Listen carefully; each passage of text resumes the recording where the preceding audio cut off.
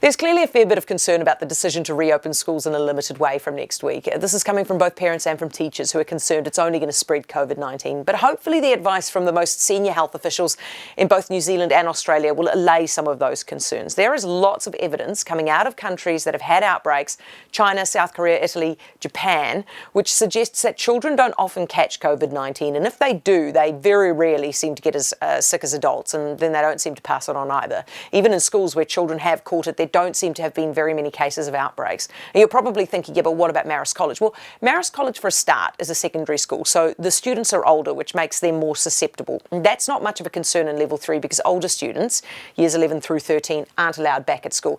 And at Marist, it also seems that adults might have been catching it off each other, because one parent we spoke to said that he fell sick after emceeing a school event that adults attended. So the evidence at this stage says it's, reasonably safe for kids to mix. It is fair, though, for teachers to be worried about catching COVID-19 off each other. But this is the reality for all workers going back in level 3. Hundreds of thousands of workers will be going back to work and mixing with other adults and doing so safely and from a 2-metre distance. Schools have objected that they're not babysitting services, and they're right, but they're also wrong, aren't they?